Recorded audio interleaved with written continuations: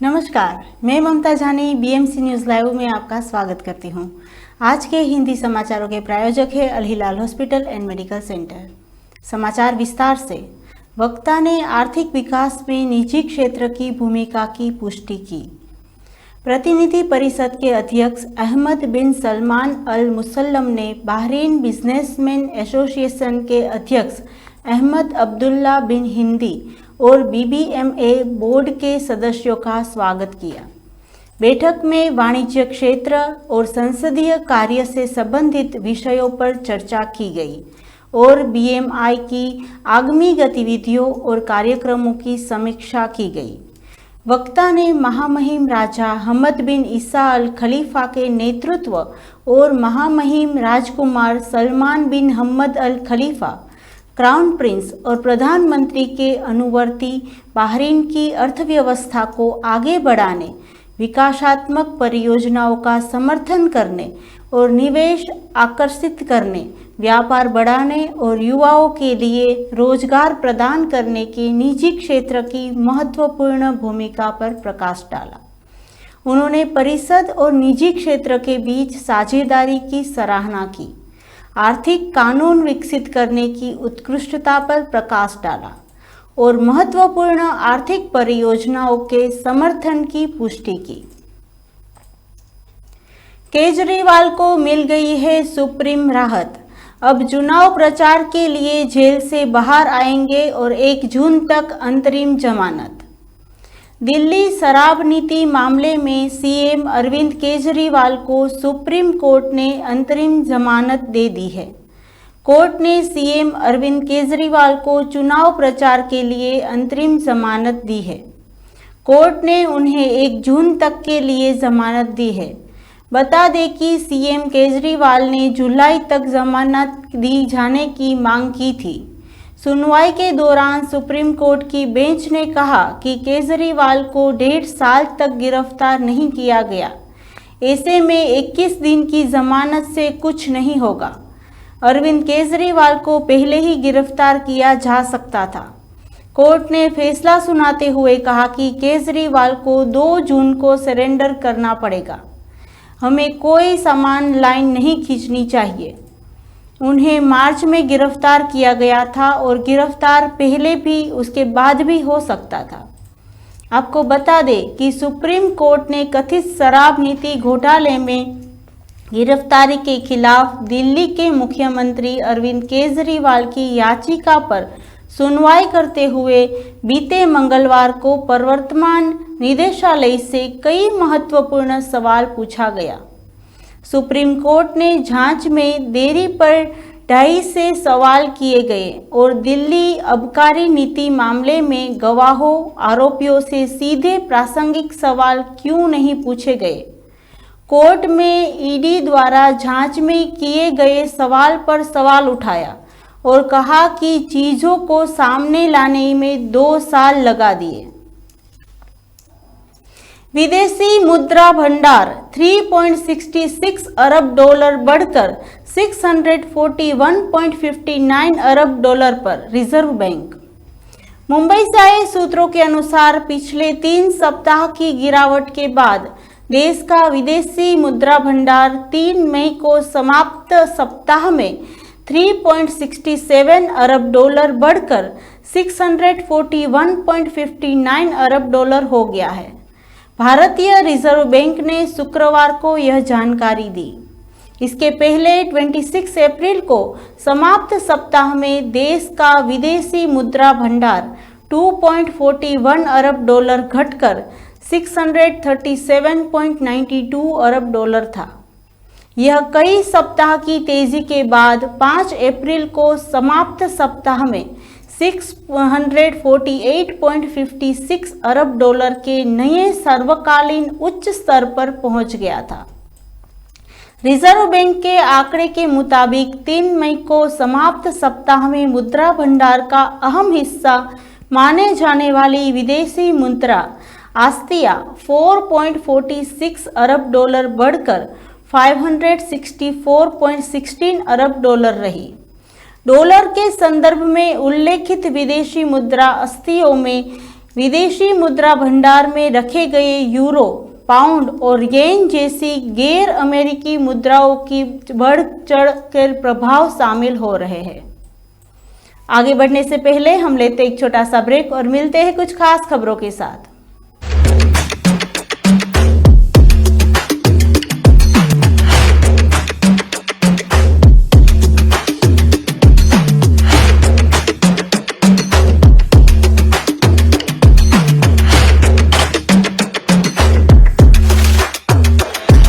All your favorite products under one roof in Bahrain from our 14 branches at 27-year-old Megamart and Macromart.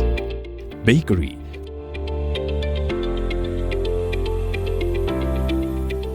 fresh meat and fish,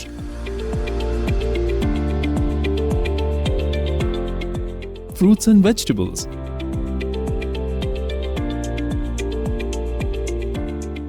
sweets and snacks, ready-to-eat foods, dairy products, grocery or consumer goods. To have a wonderful shopping experience, please visit your nearest Megamart Macromart branch. Megamart and Macromart, full of goodness.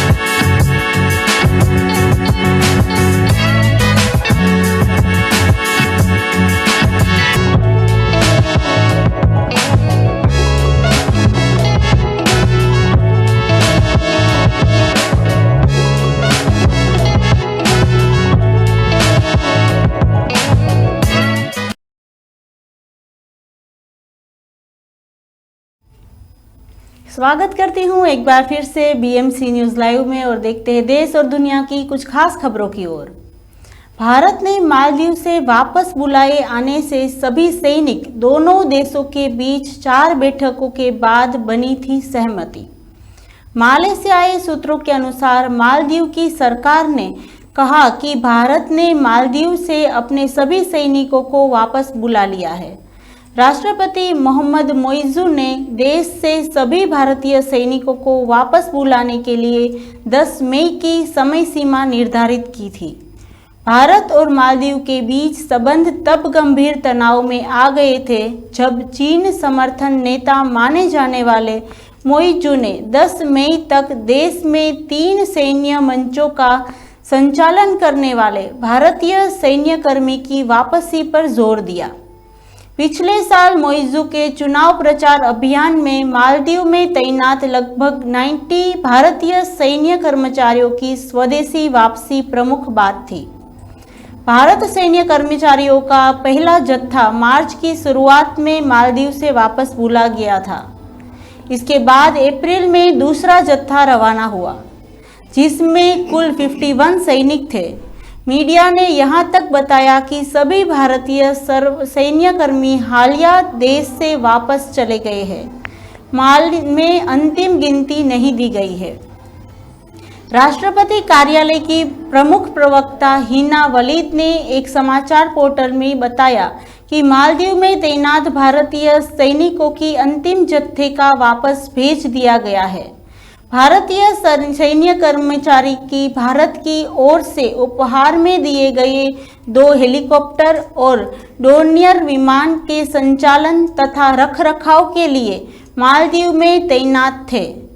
इसके पहले सोमवार को मालदीव सरकार ने घोषणा की कि 51 सैनिकों को 2 जत्थों में भारत वापस भेज दिया गया। सरकार ने आधिकारिक दस्तावेज के हवाले से मालदीव में 89 भारतीय सैनिकों की मौजूदगी की जानकारी दी थी। दुनिया में भारी उथल पुथल की आशंका, बहुत जरूरी है देश की कमान मजबूत हाथों में हो, इस जयशंकर। विदेश मंत्री एस जयशंकर ने आगाह किया कि संघर्ष, सत्ता केंद्रों के बदलाव और तेज होती प्रतिस्पर्धा के कारण इस दशक में दुनिया में बहुत अधिक उथल पुथल होगी और ऐसे में बहुत जरूरी है कि देश की कमान मजबूत और परिपक्व हाथों में हो। जयशंकर ने बृहस्पतिवार शाम को पीटीआई भाषा को दिए विशेष साक्षात्कार में 2022 के दशक के अंत तक एक ऐसी दुनिया की तस्वीर चित्रित की जो हमारे आज के संसार से बिल्कुल अलग होगी। वैश्विक शक्ति संतुलन के इस अवकलन में उन्होंने कूटनीति और राजनीति में अपने लगभग 50 वर्ष के अनुभव के आधार पर कुछ चिंतित करने वाले तथ्यों पेश किए। चीन और अमेरिका में भारत के राजदूत रह चुके जयशंकर को प्रधानमंत्री नरेंद्र मोदी ने 2019 में राजनीति में लेके आए। विदेश मंत्री ने इस उथल पुथल की भविष्यवाणी के लिए विशेष रूप से अमेरिका के घटते दबदबे, यूक्रेन में युद्ध, गाजा में संघर्ष, लाल सागर के हमले, दक्षिण चीन सागर में तनाव, विभिन्न भौगोलिक क्षेत्र में आतंकवादी चुनौतियां और नई प्रौद्योगिक और अभिभावक का जिम्मेदारी ठहराया है। रोहित की जगह लेने के लिए ये 4 स्टार है भविष्य के सबसे प्रबल दावेदार, कौन मारेगा बाजी। भारतीय कप्तान रोहित शर्मा अगले महीने जून में T20 विश्व कप में भारत की कप्तानी करने जा रहे हैं। लेकिन यह भी सच है कि भारत खिताब जीते या परिणाम कुछ भी और हो, इसके बाद रोहित शायद ही भारत के लिए इस फॉर्मेट में खेलने के दिखाई पड़ेंगे।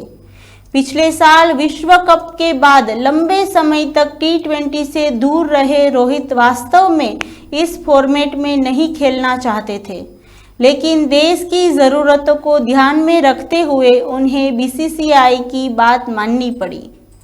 बहरहाल अब जब इस फॉर्मेट में बहुत हद तक एक शोर यशस्वी जायसवाल के रूप में पक्का है, तो वही फैंस के बीच चर्चा यह भी शुरू हो गई है कि रोहित की जगह और कौन लेगा। निश्चित तौर पर एकदम से ही T20 फॉर्मेट में ओपनिंग के लिए एकदम से ही कई प्रबल दावेदार हो गए हैं। जायसवाल के अलावा बाकी 2 युवा ओपनर वीरविरा के चेन्नई के खिताब जीत के शतक जोड़ने वाले शुभमन गिल और साई सुदर्शन का नाम इन प्रबल दावेदारों में शामिल हो गया है।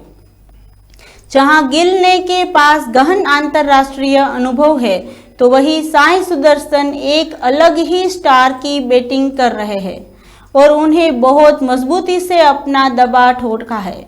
लेकिन बात सिर्फ यही खत्म नहीं हो जाती है। ऊपर बताए गए दोनों नाम के अलावा इस रेस में हालिया बहुत तेजी से नाम उभर रहा है अभिषेक शर्मा का। लेकिन एक और नाम है जो इन पर बहुत ही भारी पड़ता दिखाई दे रहा है और यह नाम है ऋतुराज गायकवाड़ का, जो अभी तक सबसे ज़्यादा रन बनाने वाले बल्लेबाज में दूसरे नंबर पर है। इसी के साथ आज के समाचार यहीं समाप्त होते हैं। मैं ममता आपसे विदा लेती हूँ। सब स्वस्थ रहिए, मस्त रहिए और BMC न्यूज़ लाइव के साथ आप सबको शुभ रात्रि, शब्बा खैर।